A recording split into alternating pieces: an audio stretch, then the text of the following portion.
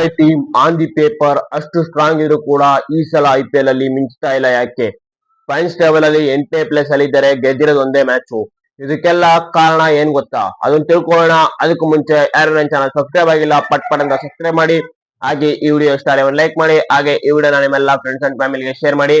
ಬನ್ನಿ ಮುಂಬೈ ಇಂಡಿಯನ್ಸ್ ವೈಫಲ್ಯದ ಬಗ್ಗೆ ತಿಳ್ಕೊಳ್ಳೋಣ. ಮುಂಬೈ ಇಂಡಿಯನ್ಸ್ ಸತತವಾಗಿ ಸೋಲ್ತಾ ಇದೆ ಅಂದ್ರೆ ಅದಕ್ಕೆ ಮೊದಲನೇ ರೀಸನ್ ಅವರ ಬ್ಯಾಟಿಂಗ್ ವೈಫಲ್ಯ. ಹೌದು, ಅವರ ಬ್ಯಾಟಿಂಗ್ ವೈಫಲ್ಯದಿಂದಲೇ ಸೋಲ್ತಾ ಇರೋದು. ಮೊದಲನೇ ಮ್ಯಾಚ್ ನೋಡಿದ್ವಿ. ಮೊದಲನೇ ಮ್ಯಾಚ್ KKR ವಿರುದ್ಧ ರಿಕಲ್ಟನ್, ರೋಹಿತ್ ಶರ್ಮಾ ಎಲ್ಲ ಚೆನ್ನಾಗಿ ಆಡಿದ್ರು, ಅದರಿಂದ ಗೆಲ್ತು. ಆದ್ರೆ 2, 3, 4ನೇ ಮ್ಯಾಚ್ ಅಲ್ಲಿ ಇವರು ಬ್ಯಾಟಿಂಗ್ ಇಂದ ಯಾವುದೇ ರೀತಿ ಹೇಳ್ಕೊಳ್ಳುವಂತ ಕಾಂಟ್ರಿಬ್ಯೂಷನ್ ಬಂದಿಲ್ಲ.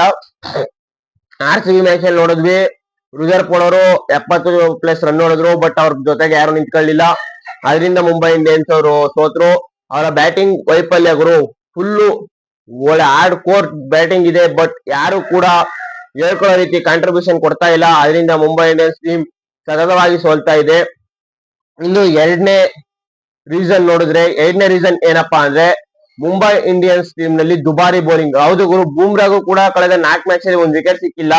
ಬೂಮ್ರಾನ ವಿಕೆಟ್ ಟೇಕರ್ ಬೌಲರ್ ಆಗಿ ಹಾರ್ದಿಕ್ ಪಾಂಡ್ಯ ಯೂಸ್ ಮಾಡ್ತಾರೆ, ಆದ್ರೆ ಅವ್ರಿಗೂ ವಿಕೆಟ್ ಸಿಕ್ಕಿಲ್ಲ.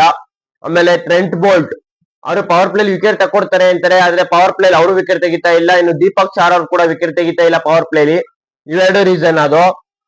ಮತ್ತು ಇನ್ನು ಮಿಡಲ್ ಓವರ್ ಅಲ್ಲಿ ಬಂದ್ರೆ ಶಾರ್ದುಲ್ ಠಾಕೂರ್ ಅವರು ಅವಾಗ ವಿಕೆಟ್ ತೆಗಿತಾರೆ, ಬಟ್ ರನ್ ಜಾಸ್ತಿ ಕನ್ಸಿಡರ್ ಮಾಡ್ತಾರೆ. ಮತ್ತೆ ಅದೇ ರೀತಿ ಹಾರ್ದಿಕ್ ಪಾಂಡ್ಯರು ಕೂಡ ಬೌಲಿಂಗ್ ಮಾಡ್ತಾರೆ, ರನ್ ಜಾಸ್ತಿ ಕನ್ಸಿಡರ್ ಮಾಡ್ತಾರೆ. ಇನ್ನು ಇವ್ರ ಕಡೆ ಹೇಳ್ಕೊಳ್ಳುವಂತ ಸ್ಪಿನ್ನರ್ಸ್ ಇಲ್ಲ. ಮಯಾಂಕ್ ಮಾರ್ಕಂಡೆ, ಮಿಚೆಲ್ ಸ್ಯಾಂಟ್ನರ್, ಅಲ್ಲಾ ಗಜನ್ಫರ್ ಹೇಳ್ಕೊಳ್ಳೋ ರೀತಿ ಬೌಲಿಂಗ್ ಮಾಡಿರ್ಬೋದು, ಬಟ್ ಮಿಚೆಲ್ ಸ್ಯಾಂಟ್ನರ್ ಮತ್ತು ಮಯಾಂಕ್ ಮಾರ್ಕಂಡೆ ನಿನ್ನೆ ಮ್ಯಾಚ್ ಅಲ್ಲಿ ನೋಡಿದ್ರು, ರಜತ್ ಪತಿದಾರ್ ಕೈಯಲ್ಲಿ ನಾಯಿ ಏರಿ ತಿಂದ್ರು. ಇದು ಒಂದು ರೀಸನ್ ಮುಂಬೈ ಇಂಡಿಯನ್ಸ್ ಸತತವಾಗಿ ಸೋಲ್ತಾ ಇರೋದಕ್ಕೆ. ಇನ್ನು ಮೂರನೇ ರೀಸನ್ ಏನಪ್ಪಾ ಅಂದ್ರೆ ಮುಂಬೈ ಇಂಡಿಯನ್ಸ್ ಒಳಗೆ ಇದೊಂದು ಪಕ್ಕಾ ಗುರು. ನೀವು ನೋಡ್ತಾ ಇರ್ಬೋದು, ಮ್ಯಾಚ್ ಟೈಮ್ ಅಲ್ಲಿ ಹಾರ್ದಿಕ್ ಪಾಂಡ್ಯ ಅವ್ರಿಗೆ ರೋಹಿತ್ ಶರ್ಮಾ ಅವರು ಒಂದು ಇಂಟ್ರಕ್ಷನ್ ಹೇಳಕ್ ಹೋಯ್ತಾರೆ ಅವ್ರಿಗೆ.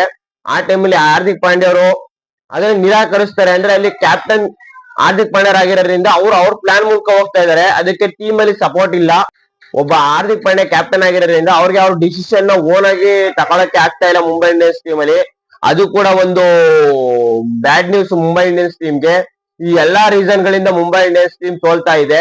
ಈ ಎಲ್ಲಾ ರೀಸನ್ ಗಳನ್ನ ಅವ್ರ ಏನಾದ್ರು ಕರೆಕ್ಟ್ ಮಾಡ್ಕೊಂಡ್ರು ಅಂದ್ರೆ ಇನ್ನು ಉಳಿದಿರೋ 10 ಮ್ಯಾಚ್ ಅಲ್ಲಿ 10 ಮ್ಯಾಚ್ ನು ಕೂಡ ಅವ್ರು ಗೆಲ್ಲುವಂತ ಟೀಮ್ ಇದೆ.